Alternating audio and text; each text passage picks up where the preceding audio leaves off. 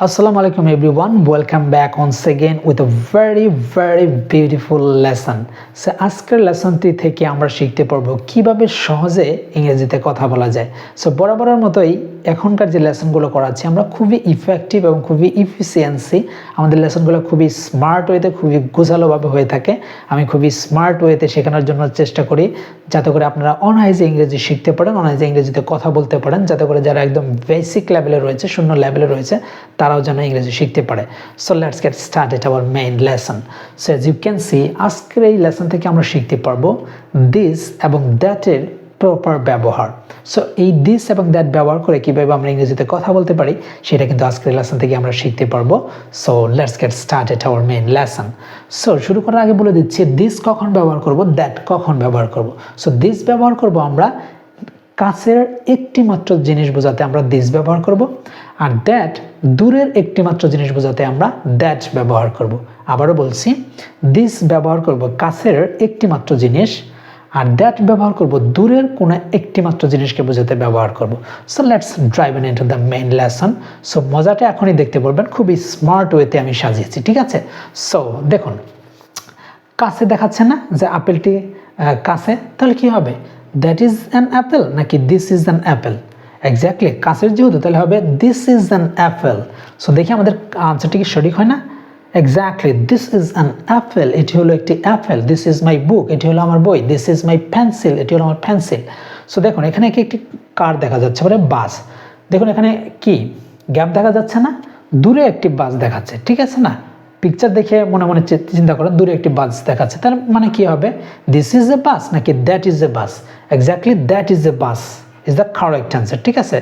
That is a bus is the correct answer.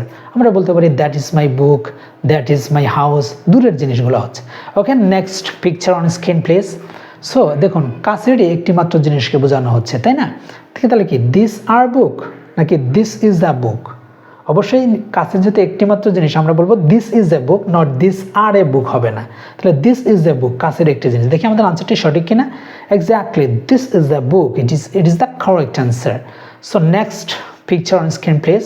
So দেখুন দূরে একটি বল দেখা যাচ্ছে, তাহলে আমরা কি বলবো? This is a ball, this is ball নাকি that is a ball? Exactly, that is a ball, ওটা হচ্ছে আমার বল, তাই না? That is a ball. Okay, next picture on screen please. Okay, দেখুন একটি কম্পিউটার, তাহলে আমরা কি বলবো? দিস ইজ এ কাপবোর্ড নাকি দিস ইজ এ কম্পিউটার? অবশ্যই কম্পিউটার, কাছের যেহেতু, দেখুন কাছে না? দিস ইজ এ কম্পিউটার, তাহলে correct answer is this is a computer, এটি হচ্ছে একটি computer. So next picture on screen. So কাছেরই দেখুন একটি বই বোঝাচ্ছে, তাহলে দিস ইজ বুক ব্লু নাকি this is a blue book? কোনটা হবে? Exactly, this is a blue book. এই সেন্টেন্সটা একটু শ্রুতির মধ্যে গঠনগত দিক থেকে ঠিক আছে, এটা একটু ঠিক নেই, বাট স্পোকেন ইংলিশে বললেও বলতে পারবেন, বাট আমরা কারেক্ট হবে this is the blue book, এটি হচ্ছে একটি ব্লু বই, নীল বই, ঠিক আছে? দেখুন দূরে একটি গাভীকে দেখানো হচ্ছে, অবশ্যই দ্যাট দিয়ে হবে, তাই না? তাহলে দ্যাট ইজ এ কাউ নাকি দিস ইজ এ কাউ? কোনটা হবে? Exactly, this that is a cow, কারণ দূরের এটা, এই জন্য হবে দ্যাট ইজ এ কাউ। ওইটা হচ্ছে গাবি, দ্যাট ইজ এ কাউ, ওটা হচ্ছে গাবি। দ্যাট ইজ মাই হাউস, ওটা হচ্ছে আমাদের বাড়ি। So next question, and that is, দেখুন কাছের একটা মাত্র জিনিসকে বোঝাচ্ছে, তার মানে that is a bird or this is a bird? অবশ্যই কাছের জিনিস, এই জন্য হবে this is a bird. So correct answer is this is a bird is the correct answer, right? This is a bird, এটি হচ্ছে একটি পাখি। সো এখন দূরবর্তীতে একটা দেখাচ্ছে যে একটা হাঁস বা কোনো একটা কিছু দূরে, তাই না? নিশ্চিত, তাহলে দ্যাট দিয়ে হবে। দেখি, দিস ইজ আ ইয়েলো ডাক নাকি দ্যাট ইজ এ ইয়েলো ডাক? Exactly, that is A yellow ডাক, ওটা হচ্ছে একটি ইয়েলো মানে নীল, কি বলে, হ্যাঁ সরি, ইয়েলো মানে হলুদ হাঁস। দ্যাট ইজ আ ইয়েলো ডাক, ওটা একটি হলুদ হাঁস। দেখি এটা আনসারটা সঠিক কিনা। Exactly, the answer is correct. And next questions, and that is কাছের জিনিস বোঝাচ্ছে না? এক্স্যাক্টলি, কাছের জিনিস। তাহলে কি this is a board or this is a pencil case?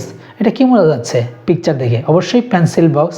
আমরা এটা বলবো না দিস ইজ এ বোর্ড, এটা কোনো বোর্ড না, এটা পেন্সিল বক্স। তাহলে this is a pencil case, এটা হচ্ছে pencil case. This is my house, এটা হচ্ছে আমার বাড়ি, মানে কাছের একটা জিনিস। দেখি আনসার সঠিক কিনা। Exactly, the answer is correct. Exactly, আমরা 10টাতে 10টাই পেরেছি, তাই না? So very nice. সো এবার আমরা আনসারগুলো একটু দেখি আমাদের আনসারগুলো সঠিক আছে কিনা। এক্স্যাক্টলি আমাদের প্রত্যেকটি আনসারই সঠিক হয়েছে, ঠিক আছে? এভাবে যদি আমরা ইংরেজি শিখতে পারি, অবশ্যই আমরা মানে স্পোকেন ইংলিশটা খুব দ্রুত শিখতে পারবো। প্র্যাকটিক্যালি আমরা শিখবো, এভাবে শেখার জন্য চেষ্টা করবেন, ঠিক আছে ডিয়ার লার্নার্স? সো আমরা আর এখানে বিস্তারিত বললাম না, শেষবারের মতো বলে দিচ্ছি, কাছের জিনিস একটা মাত্র জিনিস বোঝাতে আমরা দিস ব্যবহার করব, দূরের একটা মাত্র জিনিস ব্যবহার করতে দ্যাট ব্যবহার করব। সো এই দিস এবং দ্যাট ব্যবহার করে প্লিজ কমেন্ট সেকশনে 3টে করে সেন্টেন্স লিখে যাবেন, তাহলে বুঝতে পারবেন যে আপনি কতটুকু ইংরেজিতে ইমপ্রুভ করতে পেরেছেন এই লেসনটি দেখে, ঠিক আছে? সো সে পর্যন্ত সকলেই ভালো থাকবেন, দেখা হবে নতুন কোনো লেসন নিয়ে, খুবই স্মার্ট লেসন নিয়ে। সে পর্যন্ত সকলেই ভালো থাকবেন, সুস্থ থাকবেন, অ্যান্ড টিল দেন আল্লাহ হাফেজ।